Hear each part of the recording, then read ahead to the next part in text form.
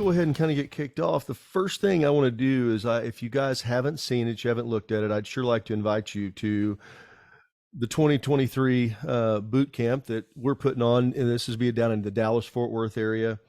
This will be a 2-day intense Tuesday, Wednesday fundraising. Raising. We're going to have a lot of fun. We're going to get busy with it. Amy Meyers is going to be there with us, so you'll get to see her in person. This is going to be kind of a workshop style event, and we're really excited. We've got some great minds of fundraising who get to see stuff from all over the country come in, and Trevor, myself, a couple other folks are going to be there, and it's going to be really good. And it's limited to 50, so you'll be there with 49 other nonprofit fundraisers, professionals that you really get to learn from along with. So this is going to be a lot of fun. I hope you can. Sorry you can't make it, Becky. We're going to do some more, so we'll help. We absolutely will do that. So yeah, and so I hope you guys, if you haven't, just go to hjfundraising.com. You can click on the link there, take you right to it. It's just a really simple, informal system. You can sign up. You don't have to pay. It's only $300. That includes all meals while you're there, and plus your room, plus the room for one night. So, and you get to hang with us. I mean, so that's part of the, right. we're going to have a party. We are going to have a party. So we're just going to let you know that Tuesday nights we're gonna let our hair down, have a lot of fun, and hopefully everybody's going to walk away with. Well, not hopefully. We know you're going to walk away with a lot of great stuff. Thanks, man. Before we go any further, I want to, Amy Meyers, Vice President of National Vice President of Fundraising. She's got a new title, and I'm stumbling around it. It's like long. You're good. But it's better than the last one, I think.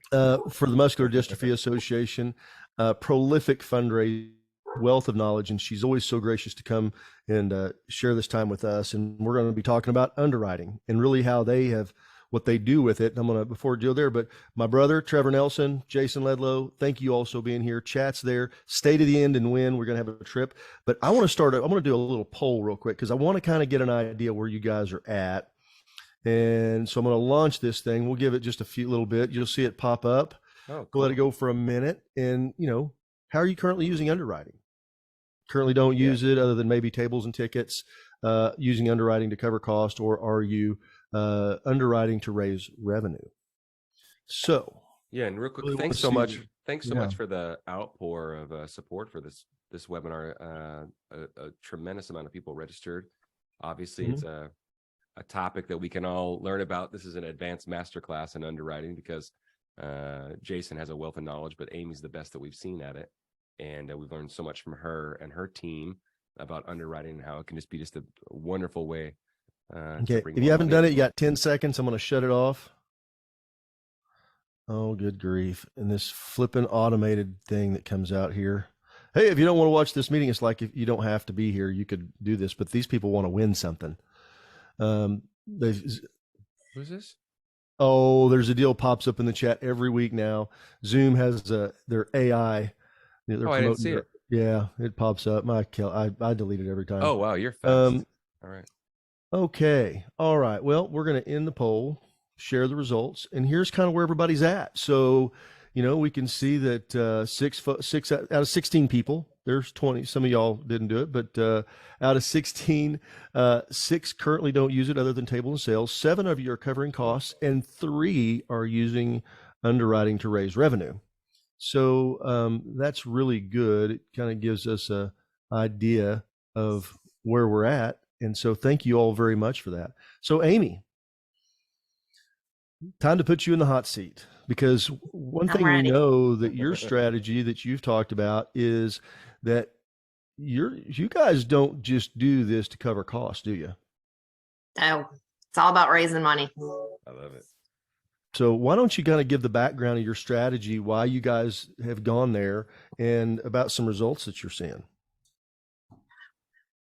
I mean, we look at underwriting as different opportunities for people to participate, regardless of the so-called package that we put together. We're always going to add some in because the whole point of an event is making money. Obviously, just covering expenses, you have major net higher, but most people that are willing to underwrite, they're okay with a little bump up into it. And there's a couple ways that we do it. We can do an underwriting opportunity where, and let me say, you can do underwriting for anything. Look at your expense list and break it down. And, it can be, somebody underwrites your cocktail reception, somebody underwrites the dinner program, somebody underwrites the centerpieces, somebody underwrites the entertainment. I mean, you can write off everything connected with your event.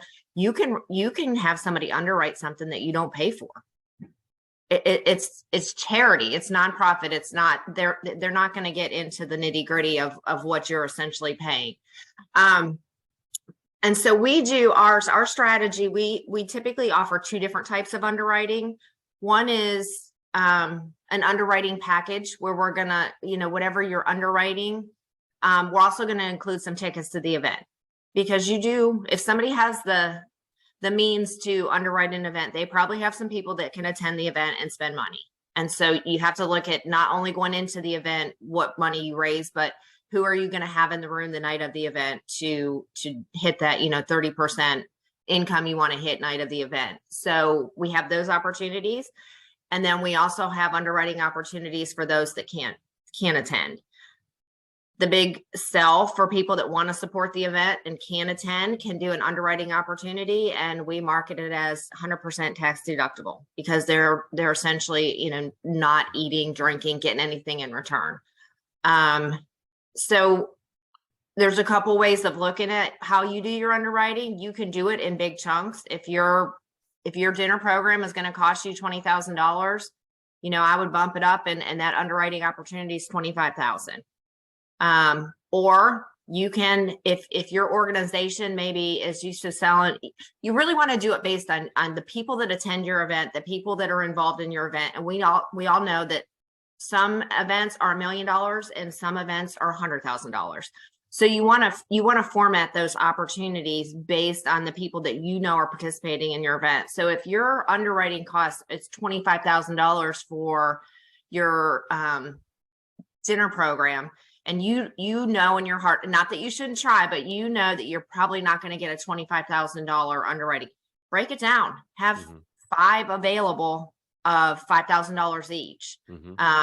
Break them down and put them into what works best for your organization. You need to be realistic with it, but I would say if you don't ask, you won't receive.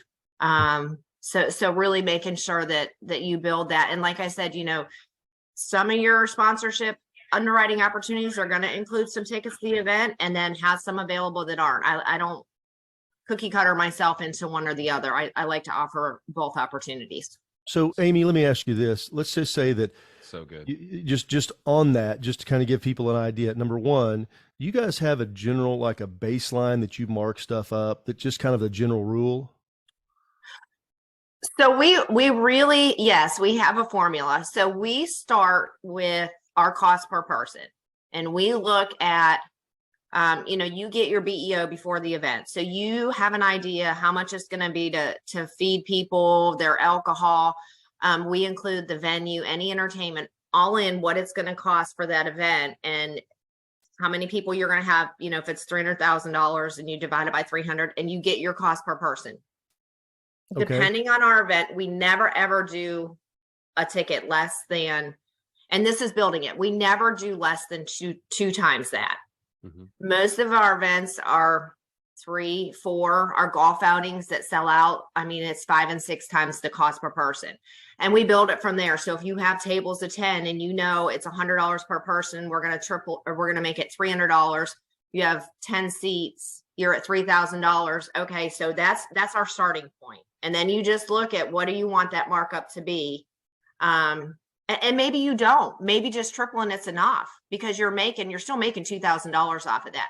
Right. But if we're building a package from there, that's an underwriting opportunity, we're going to look at that. How many tickets are we going to give them? How much is it going to cost?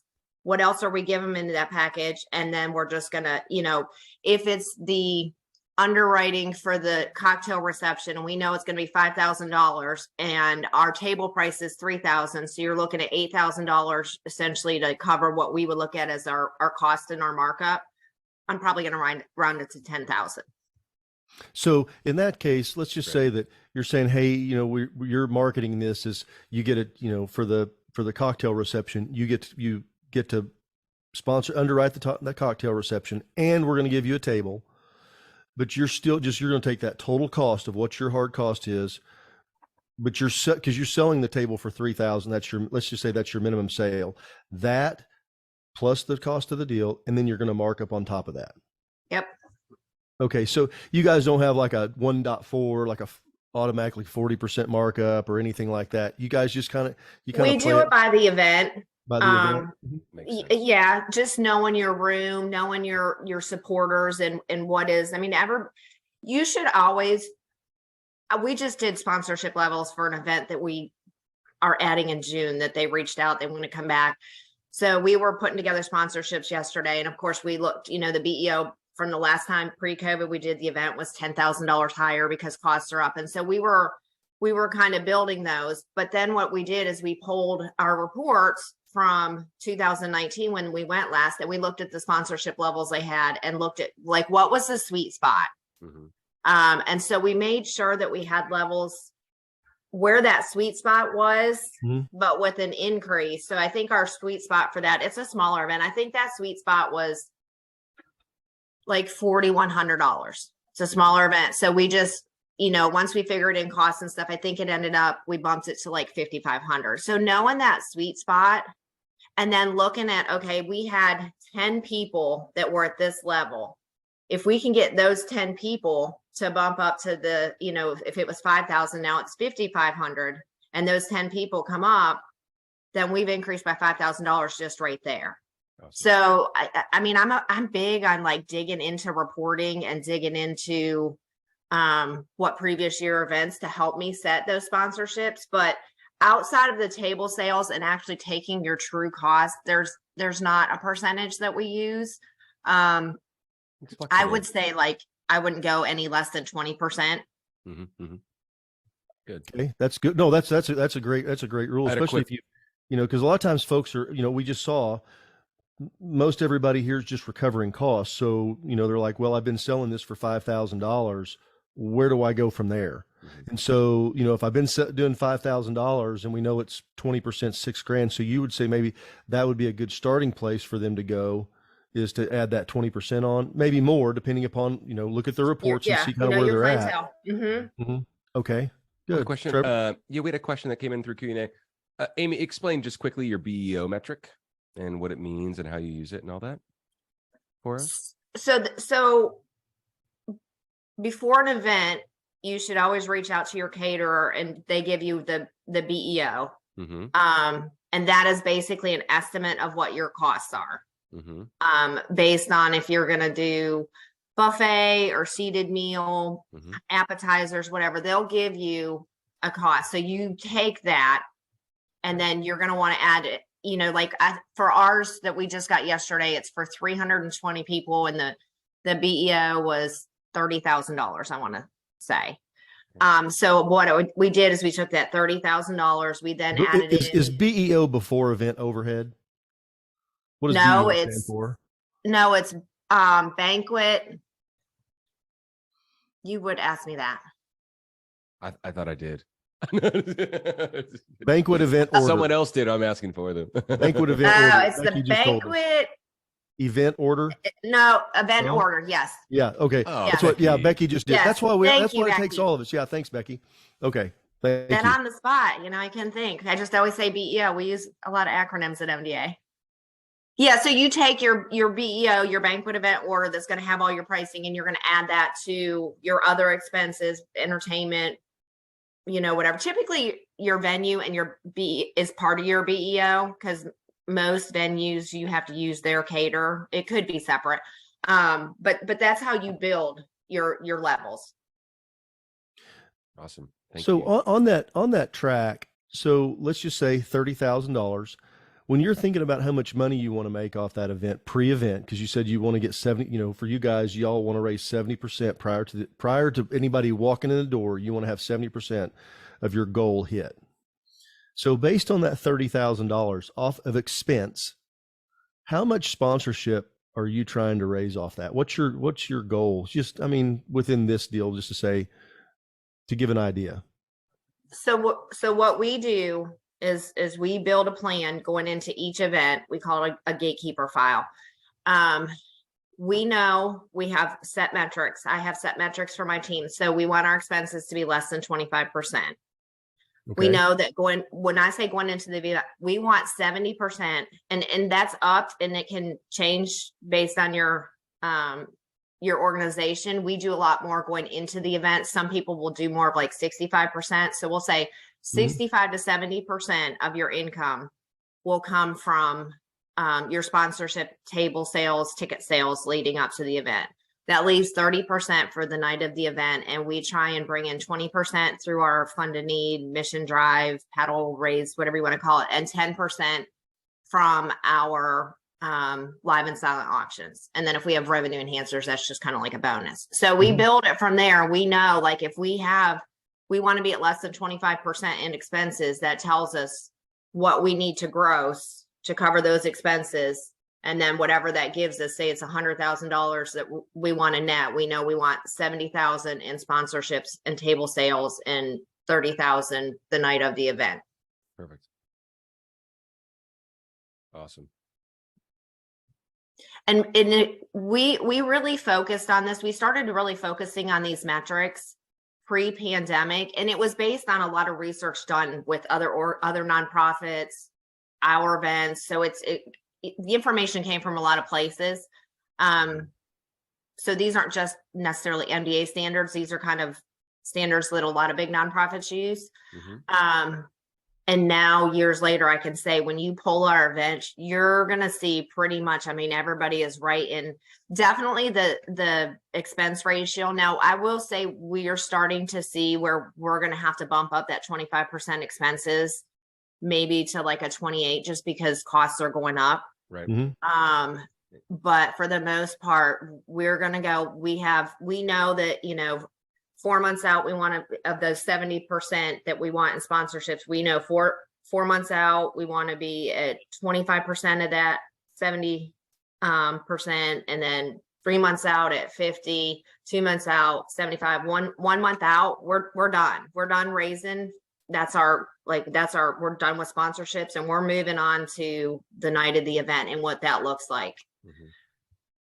Awesome. Okay. My question is, I want to see where you fall on this, because when I'm coaching folks and talking to them and they're talking about, sponsorships and underwriting, I'm always like, it's not about what they're going to get. It's about what they're going to give. That's a good point. And, I'm talking about where, I've seen sponsorship packages where they're out there saying, you're going to get a table, you're going to get this, you're going to get, 72 impressions on social media, and, your name and lights and all this other stuff. And well, that's all well and good. And I'm like, but don't paint yourself into a corner. And I'm always like, be careful about that kind of stuff. Or if you do say something, make sure you're going to deliver it. Yeah. If you tell somebody they're going to get a cheese tray, make sure they get the cheese tray, because they want it. They'll want because it. they're going to want it. They want that summer sauce. And but my point of this, I don't think you really need to do that. I think, I'm like, agreed. Everything's negotiable. I think everything's negotiable in my mind. How far do you have your team go in negotiations? Like, let's say that, I'm doing a deal and I'm sponsoring it. It's not the sponsor. What I want to sponsor doesn't have any ticket or table with it, but I want a couple of tickets. Will you are you good to throw a couple of tickets in? Or are you going to hold my feet to the fire to do that? To pay for ticket? So it's kind of both. We don't do a lot of like negotiating and meeting with sponsors and building sponsorships. We build the sponsorships going into the event, knowing what money we need to get, how we need to get there, what we can offer. And so they're built ahead of time. So we sell from a sales piece that has 5 or 6 levels, whatever it is. Now that's not to say that if you have a sponsor that is doing, an underwriting, they're doing a $20,000 underwriting and they would like a couple of tickets. Yeah, we're going to do that because I always look at it like I want them in the room spending money, and I have that conversation, or we have that conversation with them. But on the other side of it, look, I'm with you. Our sponsorship levels tend to be less is better. Again, to say that, we do, there is a perception. You don't want to give away a bunch, but as the company that's buying the sponsorship, they like to see that they're getting this, and this sometimes. But the this, and this for us is typically things that are super easy for us to do and free, like their logo on our software that we use, or a logo on the screen during the program, because we're going to do a program anyway. It's easy to throw in a slide that has all the logos on it. We don't do programs at events. We do programs where you got an ad. They cost too much to produce. They're a pain. They're a lot of work. So we've learned to give things that don't cost anything. Wait. Hold on a minute. Uh-oh. You mean that tell me that in 2023, after all the years that we've been printing up programs, beating up deadlines, making sure that they got approved, you're saying that we don't have to do, or you guys don't do that anymore? I mean, I'm thinking that's a whole lot of work that I sure would like to be able to continue doing. I mean, honestly, I cleaned up way too many events where at the end of the night, all I saw was the event programs that were on the floor, on the chair, hundreds of them. Yeah. I'm not going to say all. We have one event that still uses programs and it serves a purpose. Their committee mails the program out after the event to people that didn't support and say, we had the event. It was a great event. You couldn't attend. We're sorry you couldn't attend, but we would like you to still support. And they bring in money from it after. But outside of that, no, because we can do everything electronically through our PowerPoint presentation. And it's so much easier. And like you said, like we don't have the manpower. We don't have the time. And if I felt like it truly sold people to get their name or their ad in a this program book, I would think differently. But I don't know that people even noticed. I mean, and the ones that thought they really had to have it, once you had the conversation and explained between the costs, the manpower, the time that goes into it, to just have them left over at the end of the night. No, I think you bring up a really good point, actually, Amy, that we've been talking about a lot lately with clients and our team and everything about just that exact same thing where it's like someone says, no, I want to be in the program. I'm a major supporter and all that stuff. But you can be firm and be kind at the same time and explain to them. So it's okay to, you don't have to reopen the printing presses because someone objected, you know what I mean, to the program. Does it seem like a difficult conversation to have in the moment? Maybe. However, there's reason behind it. And if you just take the time to explain it to the people, that way you don't have to acquiesce all the time. You don't have to put your team and yourself through all these ringers and all these unnecessary deadlines and all the work that it takes. So just have that conversation, because once again, you can be firm, say no, but this is the reason why, Well, you can give them the reason why, and then you sell them something else. You say, however, it's an opportunity. You could be our live auction sponsor, and your logo is going to be on the bidder paddle that 300 people are going to have in their hand and be looking at all night long, where you're going to get more visibility on that there you go. bidder paddle than somebody flipping through a book. Yeah. Absolutely. I just hope people like really take that with them, that you have the agency to have that conversation. You have the right and once again, the bandwidth to have that conversation. As long as there's sound reasoning, just like that, then do it. That's what I say. Absolutely. I really feel like post-COVID, doing events, people are more open to these conversations about expenses and about simplifying things. Yes. The conversations are just easier now. I think. I agree. Yeah. And we talk about this week in and week out. If you've always done it this way, it's like, let's get the folks out of the way. They're, well, we did it this way in 19, or we did it this way. it's changed in the last 12 months. You said post-COVID, but it's changed in the last 12 months. I mean, Mhm. how many out there? Just you can do a little hand raise on there. Are you guys seeing that it's a whole lot easier to have those conversations now versus 2 years ago? Anybody? 3 years ago? Couple of you? Did you Three, bring four? someone on, John? Did you bring someone on, Jay? How many of y'all have, let me ask you this. Thank you for, how many of y'all have, maybe you're hearing this for the first time and you're thinking, maybe we ought to start having those conversations? Anybody? Couple of hands. Couple of hands. I think we need to keep going down this path. So, we're talking about underwriting, sponsorships, all the above.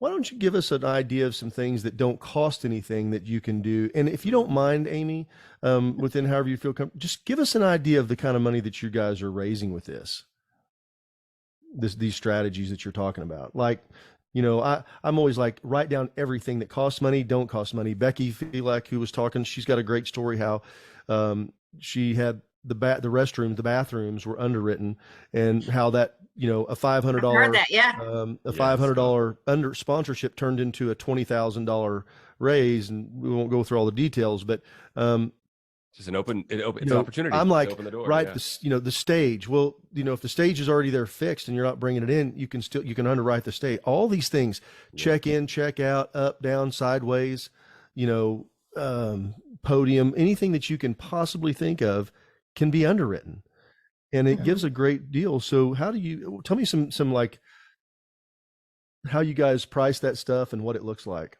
I mean, I know it's based on event, but let's just take the one you're talking about. You're raising 300,000.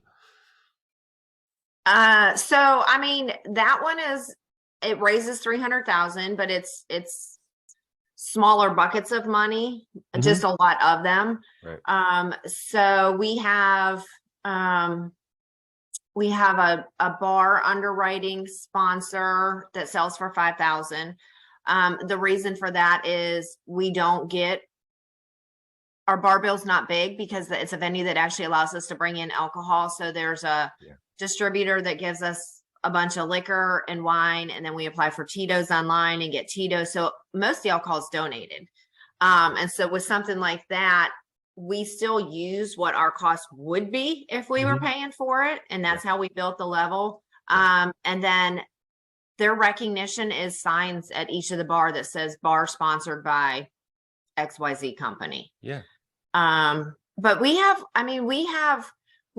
one of our events that is up in Pennsylvania, it's smaller here again. It raises I think it raised 470,000 last year.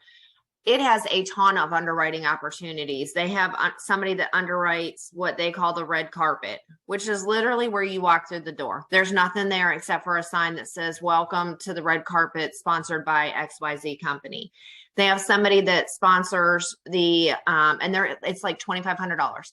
The photo backdrop where everybody gets their picture taken when they come in. I think you can get that. The step and repeats, they're $300 to have made, and that one's a $2,500 level. So that's a sweet spot for that event is $2,500. So we just have a whole bunch of underwriting opportunities at $2,500, and most of those are the ones for sorry you can't attend, but here's how you can help. So they don't have tickets or anything with them. It's legit, like straight up, pretty much all profit. Awesome. Glenn asked a question. I'm going to jump on this, Glenn. Cash bar. Okay. I'm going to tell you what my opinion is about it. I think they're a no-go. Oh gosh. That's just, it makes me cringe when I see a cash bar. Amy? No, never. I went to an event, and it was actually an event at MDA years ago. It was one of our largest events. It was $1 million event. It was Harley Corporate put it on. Yeah. And when I walked in and saw, so during the cocktail reception, yes, it was like open bar. As soon as the cocktail reception was over, it went to cash bar inside. And I was mortified. I was like, I cannot believe these people have to pay after they bought a sponsorship or they bought a ticket that's supposed to include those costs. And now I just think it looks tacky. But I will say in their defense, they did it from day one. Mhm. It worked for that event because of the people that were in the room. They were conditioned. And it wasn't a lot of sponsorships. It was tons and tons of table sales. So it wasn't people that were paying $20,000 for a sponsorship. Because that's my thing. If my company pays $20,000 for a sponsorship and then you want me to go buy a drink at the bar, like, not happening. It's tacky.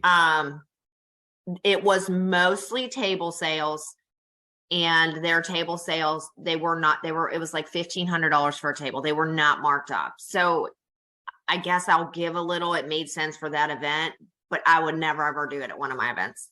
I've got a couple of thoughts on it. One, one of the questions that always comes up, and people talk about this. Well, how do I get rich people to come to my event? That's just kind of a deal. Well, how do I get those people to come? Pay for drinks. Have an event that they want to come to. Yeah.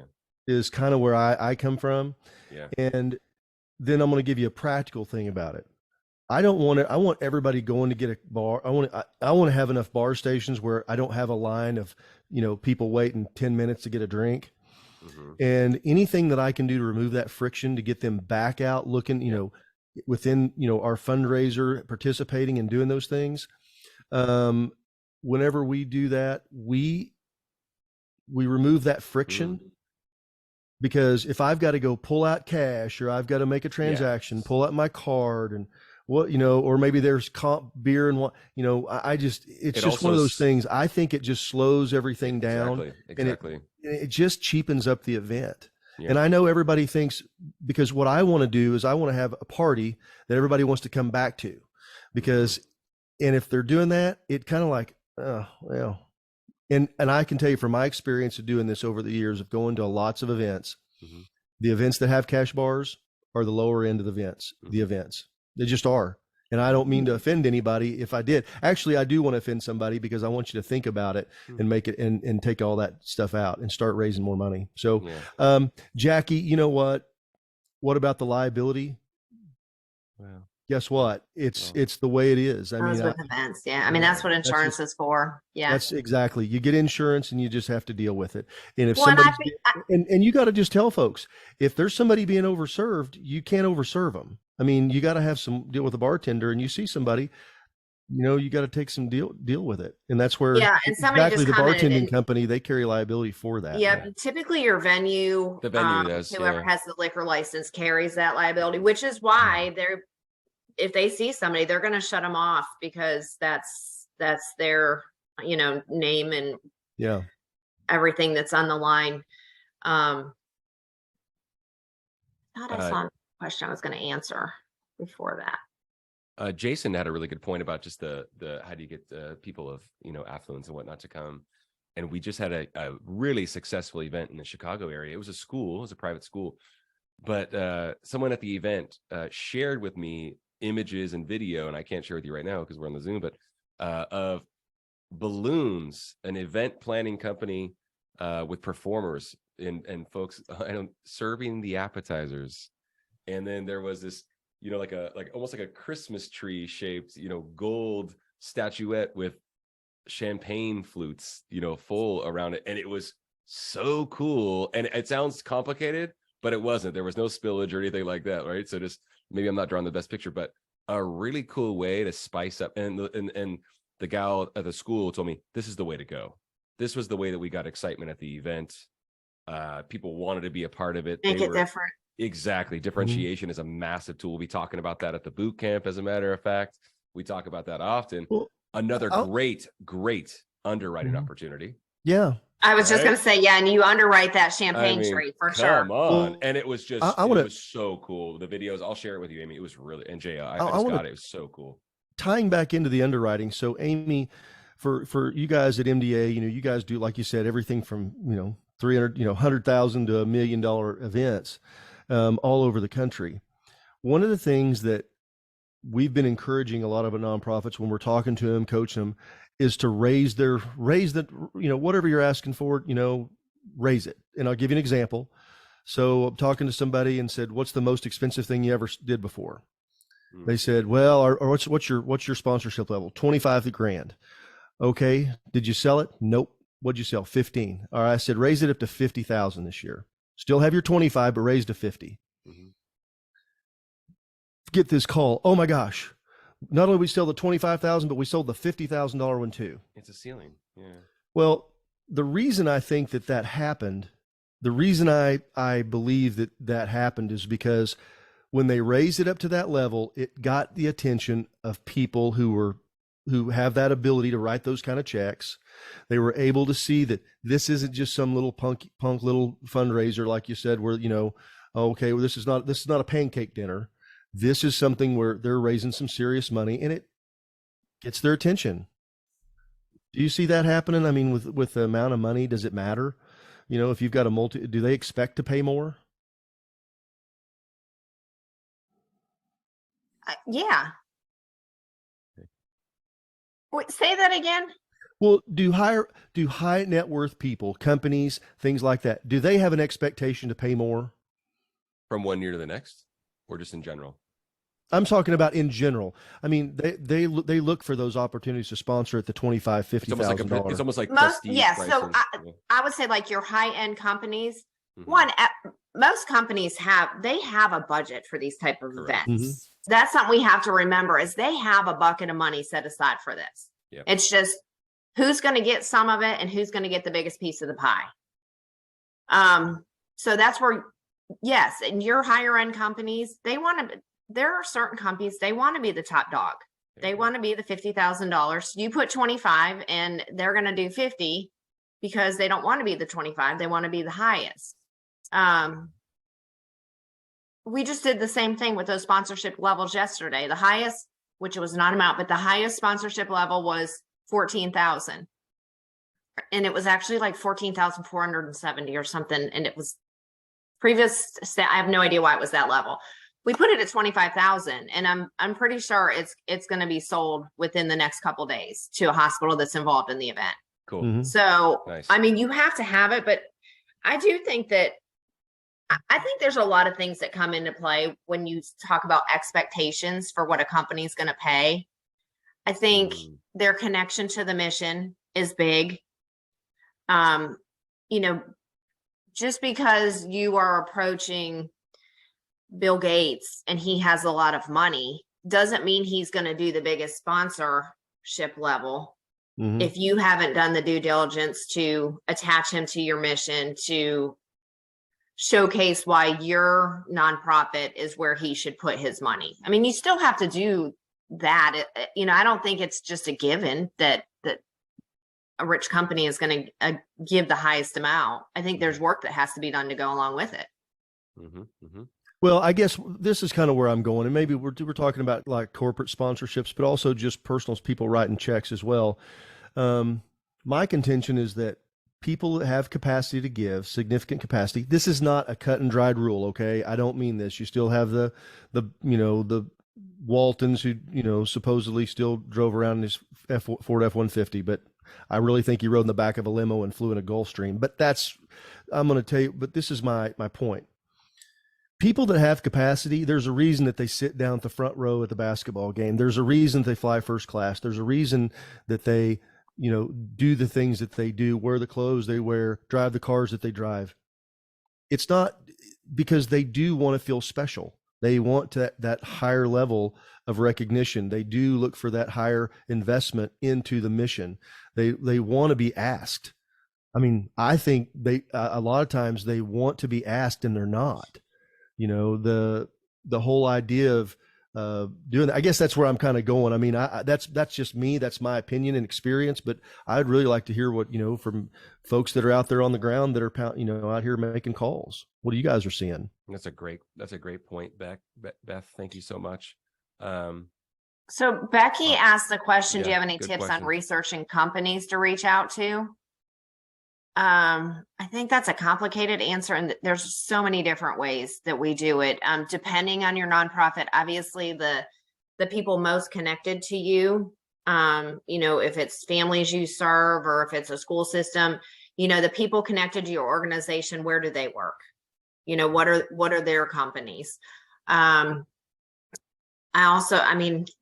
Good old fashioned LinkedIn Google searches, looking at the companies. You can do searches on what companies are, the most charitable. You can look at, companies that are, I'm big on looking for companies that are like individually owned or family owned in the area. Sure. A lot less red tape to go to companies that are family owned than going to your big banks that have lots of red tape and stuff and lots of different levels. Yeah. And Jason said it before, like thinking about your organization in general. I mean, do you have volunteers that participate in something else that have the means to become part of your event? Do you have, is there a different fundraising avenue that you go? We do a lot with pinup programs. We have grocery stores that sell it's shamrocks. MDA is big for the shamrocks. When you see the shamrocks, they cost $1 and people put them up. But then we look at those companies and how can we build on those companies? Because when they're doing the pinup campaign, they're asking their customers. And while we appreciate it, it's not them essentially digging in their pockets. Mm-hmm. So that's where we look at those companies, that grocery store chain, to see if, they can get involved in our event and sponsor. So really looking at relationships that you have, how can you take them to the next level? Mm-hmm. Looking at who you serve or who you're helping and looking at those connections.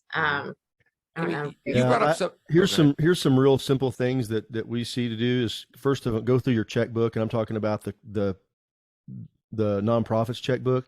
Who are your top 5 people that you're writing checks to? Mm-hmm. Those are some great people, because not only do you get them, but also their connections. Correct. A lot of times you pick up your call and the person who's doing your bookkeeping and if they're, let's just say your accountant, well, they also know 15 other, they've got all these other clients that they're dealing with, the attorneys, the, suppliers, payroll company. Yeah. All those things, they tie to somebody else. And it's always about that, who am I connected to? Just 1, 2, 3, 4, the 6 degrees of separation happen in so many ways, mm-hmm. but we're looking for one. But if I can reach out and Trevor's on my board and I go, hey, Trevor, I know the business you're in, you're around a lot of people. We're looking to, reach out to up our sponsorship game. Who could we start cultivating a relationship with? Mm-hmm. Notice I said, start cultivating the relationship with, that we're going for 2 things.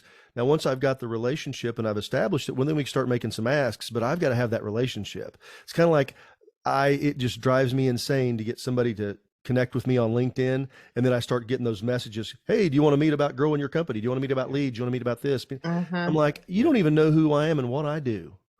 Yeah. So all those things, I think you've really got to be thoughtful about that. I do want to flash on something that Beth mentioned. She said, we were just having we used to just, we kind of had average speakers and some folks there, and we were getting low-level employees, people that, just folks to fill the seats. All of a sudden, we upped our game, brought in a major draw for a speaker, and instead of the employees of the companies that were sponsoring us coming, the CEOs and owners were coming. And I think that's a really good point. It's back to the whole thing. Have an event that they want to come to. It's just a fact. Mm-hmm. If somebody's got the capacity and got the means, they really don't want to go to your spaghetti dinner. They just don't. Doesn't mean that it's not a great cause. Doesn't mean that you're not raising money. And sure, we want to make something for those folks, but that we're talking about raising serious money here. If we want to make those people, make it available, if that's what our job is to fund our mission, then we need to appeal to the people that can help us do that. Also, too, with the question about researching companies, if you don't, and this has not, well, it does have to do with underwriting because it helps you with your underwriting too. But if you don't have a committee, and I don't mean a board, but a committee that is your gala committee, I encourage you to start building one, because we utilize our committee to utilize their network. So it's not necessarily me doing a lot of researching for companies. I utilize my committee to open doors for me to have those conversations with companies. And even better, there are events where the committees, they secure the sponsorships and everything, and we are not spending our time out selling because our committee does it for us. So if you don't have committees, at least a small one, and give them kind of some accountability pieces, I encourage you to do that. You mentioned something to us, Amy, a few times. I'm backtracking a little bit, but it was a point that I thought was worth having. And if I don't articulate it properly, forgive me. However, you were talking about like you had like a distributor or a specific company, and then you would go to their vendor list or to approach them for sponsorships and things along those. You know what I mean? It was the same thing that Jason was talking about. Like, who are you writing your checks to? Yeah. You had something you mentioned to me, or you mentioned on air a few times, as a matter of fact. We're like, I'll go to that company. I'll see who they're working with and ask. Yep. You see what I'm saying? Ask them to pull out from their accounts payable. Who are you writing the biggest checks to? We do that a lot for, especially like if you have a title sponsor for your event. If somebody comes to you and they want it to be their name on your event, then the first thing you're going to do is you're going to ask to see like who are you writing the biggest checks to, and they're usually geographically, in the same neck of the woods or what have you. And and if it's a big enough company, their vendors will support from wherever, and they'll come from wherever, because that company is writing them a very big check, and it's kind of like, you scratch my back, I'll scratch yours. They don't want to lose that big check they're getting every month. So good. Geographically, good. It's not, and that doesn't always become an issue, because, if you've got the right lead company who has the right vendors and they're writing big checks, they'll make the trip. That could have been. Well, this is something that you can. I think I hear what Trevor's saying in a way that you can do that. Let's say that you've got ABC Company as your title sponsor. It's okay to go to them and say, "Hey, thank you so much for doing this. I'm asking, will you open your Rolodex and let's go through some folks who we can get to partner on with them?" Because I can tell you, they want to see you succeed. They want their name sponsored by a successful event. They don't want their name associated with a dud. Well, we didn't make gold. We didn't. They want to blow it out of the water, and they will do things when you ask. If you don't ask them, they don't even think you need the help. But when you ask them, say, "Hey, can we pull out would you mind going through your vendor list? Let's talk about maybe some folks we could get to do some other sponsorships." Yeah. Well, yeah, I never even thought about it. Sure. Let's get it. Call somebody. Hey, bring the list in here. And they start going down the list, and, good. And it's all about that relationship. I mean, I think that we can't miss. Relationship is everything. Okay. When all else fails, it really is. When everything's going great, and everybody says, "Well, how do I get those relationships?" Start today. Yeah. Okay. But start with the people. One of the things that I found that's really interesting on committee, I don't want to hit on all this right now, but because we're just about out of time and I want to get to any other questions. One of the things that I personally have seen and witnessed was a committee made up of the donors. They went to the donors, the top 10 donors, and said, "Would you please be on our committee for next year's gala?" "No, I'll write a check, but I don't want to do any work." Next person, "Yeah, I'd love to get involved. I didn't even know this was a thing. I got invited by so-and-so and showed up. We heard the mission, thought it was really cool. We'd love to do it." You start doing that, and the next thing you know, you've got your committee built of not only people, hear what I'm saying, people that have written significant checks. They're true believers. They believe in your mission. They believe in what you're doing. Whether they bought an item at the event or they just gave it in the fund to need, it doesn't matter. Or they sponsored or they didn't. They believe, so they can sit there and say, "Yes, this is what I'm supporting, and I want you to come support it too." They're going to be great advocates for your mission, for your organization. And you've got them right there to go build your committee out. You have the equity. Yeah. If you have always pull reporting right after your event, look at your reports from your software and see break it into categories, like who were your top spenders, who were your next, and then start building that relationship right then and there for the next year, reaching out to say thank you and, start the conversations. So I hope that was another way to implore people to use that as a clever way to underwrite. You can underwrite your software as well. So always. Someone was asking if there's other creative ways they haven't thought about underwriting opportunities. Underwrite the software, underwrite the golden ticket, underwrite a revenue enhancer, underwrite a game, underwrite a wine poll if you use those kinds of things. I mean, there's so many different options. Well, Becky the restroom, the stage, everything. Becky everything that's bolted in that costs you money, that doesn't cost you money, put a price on it. If nothing else, put a price on it, because who knows what's going to tickle somebody's fancy or where it's going to lead to.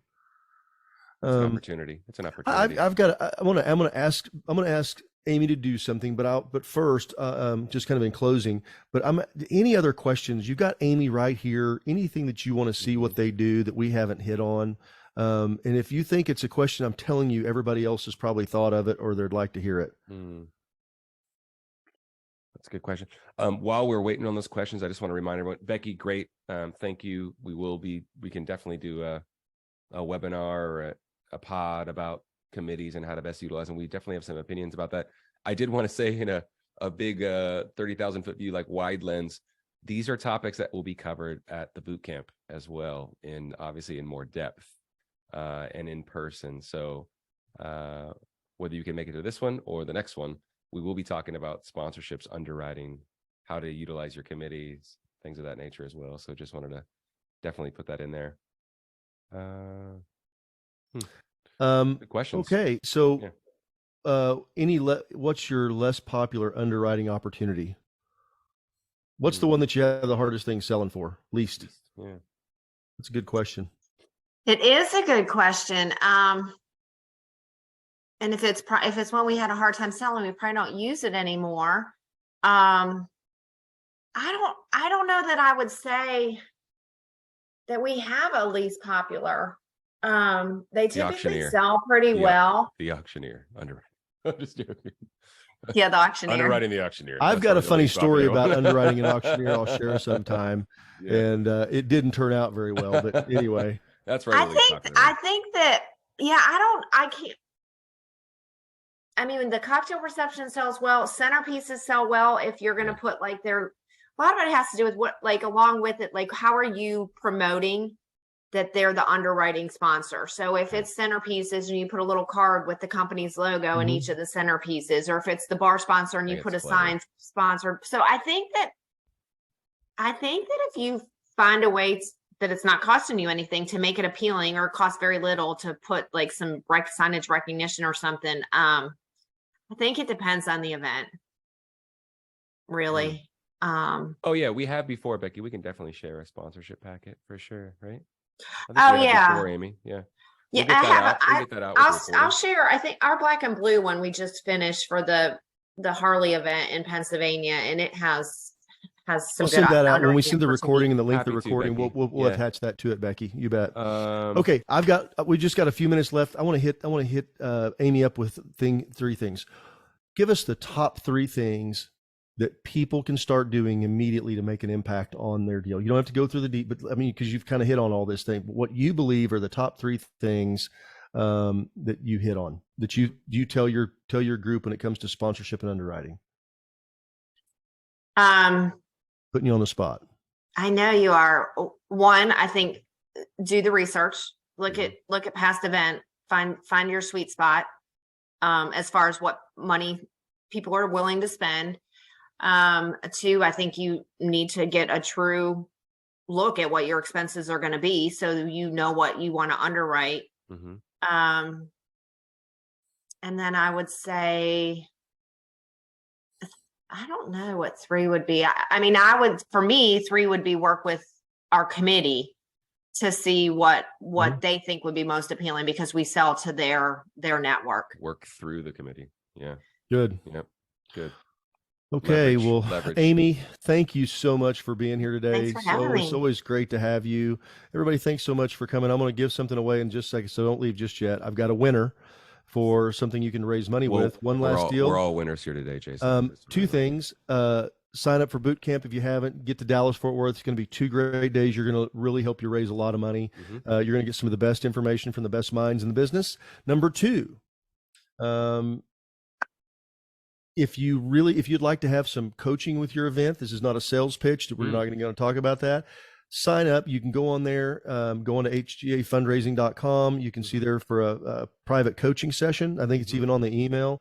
Just click on the deal, get a time that's worked for you. You'll get to either myself or Trevor. We'll spend time with you, and just give you any part of the fundraising process that you want to talk about. We're more than happy to share that, because we get all this stuff all over the country. Yeah, we just want to do that for you.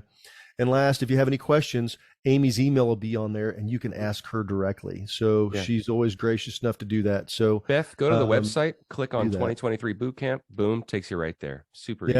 Yeah, HGAfundraising.com. Yeah, you'll see it. There's a little icon that says 2023 bootcamp. You cannot miss that. Yeah. So that's going to be the easiest way for us to get that information to you. And finally, feedback. The winner, Rebecca King Kusher. You are the winner. Everybody give her a big hand. Yeah. You're going to get a free item that you can donate by us that you can use to raise more money at your next fundraiser. And please, everybody, make sure you come back again next week. You can catch us on a podcast, wherever you get your podcast. Hey, Nonprofits Raise More Money. And we'll be back here next week with another great topic. Amy. So good, Amy. I can't thank you so much. Thanks for having me. Thank you enough. Always fun. Good. And we're going to keep talking about this topic is a hot one. We'll keep talking about it. We're going to talk about it in Dallas. So get your butts to Dallas, everybody. We'll see you in April. All right. Thanks, See you Amy. guys. Can't thank Bye, you guys. enough. Everybody. All right. Talk to everybody soon. Thank you.